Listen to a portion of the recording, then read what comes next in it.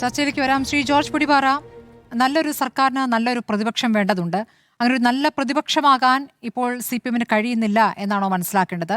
ഇപ്പോൾ വ്യത്യസ്ത പ്രതികരണങ്ങളായി നേതാക്കൾ നടത്തിക്കൊണ്ടിരിക്കുന്ന പ്രതികരണങ്ങൾ അതിനെ എങ്ങനെയാണ് കണ്ടത്? ഒരു താൽക്കാലിക പ്രതിഭാസമാണ്, പിന്നീട് അത് മാറി ഐക്യത്തിലേക്ക് വരുമെന്നാണോ മനസ്സിലാക്കേണ്ടത്? ഒരു പ്രതിപക്ഷം എന്ന നിലയ്ക്ക് ജനം ഈ മുന്നണിയെ ആ രൂപത്തിൽ അംഗീകരിച്ചിട്ടുണ്ടോ? യഥാർത്ഥത്തിൽ പ്രതിപക്ഷമാകുമ്പോൾ പരാജയം സമ്മതിച്ചുകൊണ്ട് ആ പരാജയ കാരണങ്ങൾ വിലയിരുത്തിക്കൊണ്ട് പിഴവുകൾ സമ്മതിച്ചുകൊണ്ട് മുന്നോട്ട് വരിക എന്നുള്ളതാണ്. ആ തരത്തിലുള്ള സമ്മതിക്കൽ ഇതുവരെ നമ്മുടെ മുന്നിൽ ഉണ്ടായിട്ടില്ല.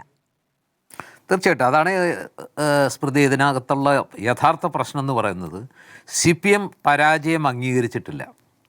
അതായത് CPM ഒരിക്കലും ഒരു പരാജയവും അങ്ങനെ അംഗീകരിക്കുന്ന കൂട്ടത്തിലല്ല. അതുകൊണ്ടാണ് VD സതീശൻ അടക്കമുള്ളവർ പറഞ്ഞത് CPM-നെ തോൽപ്പിക്കാനല്ല പ്രയാസം, അവർ തോറ്റുവെന്ന് അംഗീകരിപ്പിക്കലാണ്, സമ്മതിപ്പിക്കലാണ് ഏറ്റവും പ്രധാനപ്പെട്ട, ഏറ്റവും പ്രയാസപ്പെട്ട കാര്യം.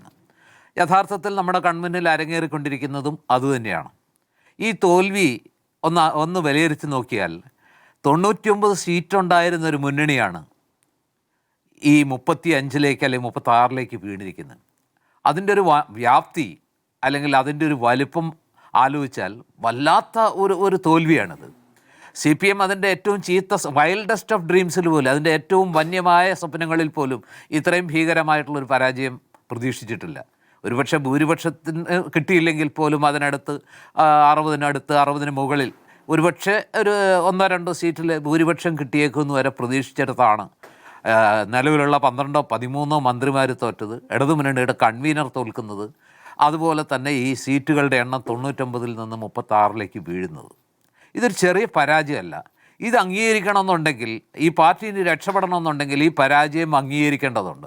ഈ പരാജയത്തിൻ്റെ യഥാർത്ഥ കാരണങ്ങൾ എന്തെന്ന് ഇഴകീറി പരിശോധിക്കേണ്ടതുണ്ട്. പക്ഷെ നിർഭാഗ്യവശാൽ ഇവിടെ ഇപ്പോഴും സാക്ഷാൽ പിണറായി വിജയൻ തന്നെ ഈ പരാജയത്തിൻ്റെ ഏറ്റവും വലിയ കാരണഭൂതൻ എന്ന് പറയുന്നത് അദ്ദേഹത്തെയാണല്ലോ പ്രൊജക്റ്റ് ചെയ്തത്. കേരളം മുഴുവൻ അദ്ദേഹത്തിൻ്റെ ആ ഒരു കട്ടൗട്ടുകൾ അല്ലെങ്കിൽ അദ്ദേഹത്തിൻ്റെ ഹോർഡിങ്സാണ് നമ്മൾ കണ്ടത്. അപ്പോൾ ഈ പരാജയത്തിന് യഥാർത്ഥ കാരണക്കാരൻ ആര്, അല്ലെങ്കിൽ ഈ പരാജയത്തിൻ്റെ ഏറ്റവും പ്രധാനപ്പെട്ട ഉത്തരവാദി അല്ലെങ്കിൽ അതിൻ്റെ ഒരു ധാർമ്മിക ഉത്തരവാദിത്വം, രാഷ്ട്രീയ ഉത്തരവാദിത്വം ഏറ്റെടുക്കേണ്ടത് ശ്രീ പിണറായി വിജയനാണ്. പക്ഷേ അദ്ദേഹം ഇതുവരെ ആ പരാജയത്തെക്കുറിച്ച് ഞങ്ങൾ തോറ്റു അല്ലെങ്കിൽ ഞങ്ങൾ പരാജയപ്പെട്ട് ഞങ്ങൾക്ക് സീറ്റ് കുറഞ്ഞു എന്നല്ലാതെ ഈ പരാജയം എന്തുകൊണ്ടുണ്ടായി എന്നതിനെക്കുറിച്ച് സത്യസന്ധമായ ഒരു വിലയിരുത്തൽ ശ്രീ പിണറായി വിജയൻ എന്ന് പറയുന്ന മുൻ മുഖ്യമന്ത്രിയുടെ, ഇപ്പോഴത്തെ പ്രതിപക്ഷ നേതാവിൻ്റെ, CPM-ൻ്റെ പരമോന്നത നേതാവിൻ്റെ ഭാഗത്തുനിന്ന് ഉണ്ടായിട്ടുണ്ടോ? അതുണ്ടാകാത്തിടത്തോളം കാലം എങ്ങനെയാണ് ഈ കാര്യങ്ങൾ മുന്നോട്ട് പോവുക? എന്നിട്ടും അദ്ദേഹത്തെ പ്രതിപക്ഷ നേതാവാക്കി. ഇവിടെ നമ്മൾ മനസ്സിലാക്കേണ്ട ഒരു കാര്യമുണ്ട് സ്മൃതി. അതായത് ഈ പാർട്ടി തോൽക്കും അല്ലെങ്കിൽ തോറ്റു എന്നുള്ളത് ഈ 36 സീറ്റായതൊന്നും അല്ല പ്രശ്നം. ഏറ്റവും പ്രധാനപ്പെട്ട കാര്യം, ഈ പാർട്ടി പറയുന്നത് അണികൾ വിശ്വസിക്കുന്നില്ല.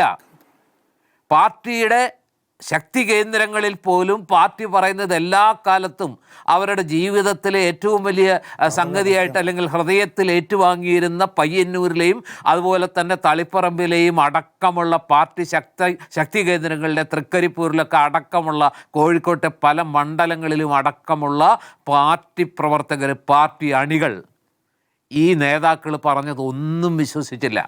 മറിച്ച് കുഞ്ഞികൃഷ്ണൻ പറഞ്ഞതും അതുപോലെ തന്നെ ഗോവിന്ദൻ പറഞ്ഞതും അവർ പുറത്ത് വലിയ പിന്തുണയായിട്ട് റാലിയൊന്നും നടത്തിയില്ല. പക്ഷേ അവർ ഹൃദയത്തിൽ അത് അംഗീകരിച്ചു. അവർക്ക് സൗകര്യപ്രദമായ അവസ്ഥയിൽ ആ രഹസ്യ വോട്ടെടുപ്പിൻ്റെ സൗകര്യം ഉപയോഗിച്ച് അവർ ഈ പാർട്ടിക്കെതിരെ കൃത്യമായി പാർട്ടിക്കെതിരെ അവർ ചെയ്യേണ്ടത് ചെയ്തു. ഇത് വലിയൊരു താക്കീതാണ്.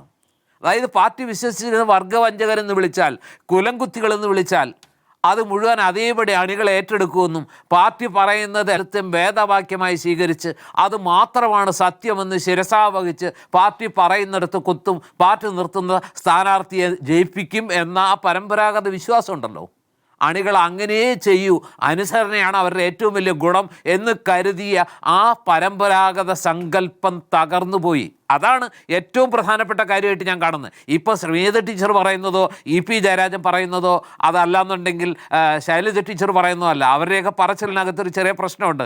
നേരത്തെ ശ്രീകുമാർ പറഞ്ഞതുപോലെ ഞാൻ പറയുന്ന അവഗണിക്കപ്പെട്ടവരല്ല, കൃത്യമായ വാക്ക് ഒതുക്കപ്പെട്ടവരാണ്. ഒതുക്കപ്പെട്ടവരുടെ ഒരു ഫ്രസ്ട്രേഷൻ്റെ ഭാഗമായിട്ട് ഇത്തരം ഒരു ഘട്ടത്തിൽ ചിലപ്പോൾ അത് ഒരു പക്ഷേ പാർട്ടിക്കെതിരെ അല്ലെങ്കിൽ പാർട്ടി നേതാക്കൾക്കെതിരെ പറയാൻ കിട്ടിയൊരു അവസരം അവർ ഉപയോഗിക്കുന്നതേ ഉള്ളൂ. യഥാർത്ഥത്തിൽ ഈ പാർട്ടിയെ പഠിപ്പിച്ചത് ഈ പാർട്ടിക്കെതിരെ പ്രവർത്തിച്ചത്, പ്രതികരിച്ചത്, പാർട്ടി പഠിക്കേണ്ട പാഠം നിങ്ങൾ പറയുന്നതെല്ലാം തൊണ്ട തൊടാതെ വിഴുങ്ങുന്ന അണികളുടെ കാലം കഴിഞ്ഞു. അത് കാസർഗോഡ് മുതൽ തിരുവനന്തപുരം വരെ നമ്മൾ കണ്ടു. അത് തളിപ്പറമ്പിൽ മാത്രമല്ല, പയ്യന്നൂരിൽ മാത്രമല്ല, അമ്പലപ്പുഴയിൽ മാത്രമല്ല, കേരളം മുഴുവൻ കണ്ടു. ആകെപ്പെടാതെ ആ പറഞ്ഞ അളവിൽ പ്രതിഫലിക്കാതെ പോയ 2 ജില്ലകളെന്ന് പറയുന്നത് തൃശ്ശൂരും പാലക്കാടുമാണ്. ആ തൃശ്ശൂരും പാലക്കാടും അത് പ്രതിഫലിക്കാതെ പോയതിൻ്റെ കാരണം എന്താ? അവിടെ ഈ പറയുന്ന രീതിയിൽ തൃശ്ശൂർ പ്രത്യേകിച്ചും CPM-നേക്കാൾ ദുർബലമാണ് കോൺഗ്രസ്. CPM-ന് വലിയ നേതാക്കളില്ലാത്ത പോലെ തന്നെ, അല്ലെങ്കിൽ CPM-ന് കുറച്ചുകൂടി ഭേദപ്പെട്ട നേതാക്കളുണ്ട്. കോൺഗ്രസ്സിന് ജനകീയതയുള്ള, ജനങ്ങൾ അംഗീകരിക്കുന്ന, ആദരിക്കുന്ന നേതാക്കളില്ലാത്ത ഒരു സ്ഥലമാണ് തൃശ്ശൂർ. അല്ലെങ്കിൽ തൃശ്ശൂർ ഇത്തരത്തിലുള്ളൊരു വിജയം കിട്ടില്ലായിരുന്നു. തൃശ്ശൂരും പാലക്കാടും കൂടി മറ്റ് ജില്ലകളിൽ സംഭവിച്ചതുപോലെ ഒരു പതർച്ച അല്ലെങ്കിൽ ആ രീതിയിലുള്ള ഒരു തിരിച്ചടി ഉണ്ടായെങ്കിൽ ഈ CPM അല്ലെങ്കിൽ ഇടതുമുന്നണിക്ക് എത്ര സീറ്റ് ഉണ്ടായേനെ? ചിലപ്പോൾ 20-ലേക്കോ 25-ലേക്കോ ചുരുങ്ങിപ്പോയേനെ. ഭാഗ്യം തൃശ്ശൂരും പാലക്കാടും അത്ര കണ്ട് ശിക്ഷിച്ചില്ല. യഥാർത്ഥത്തിൽ ഇതൊരു സൂചന തന്നെയാണ്.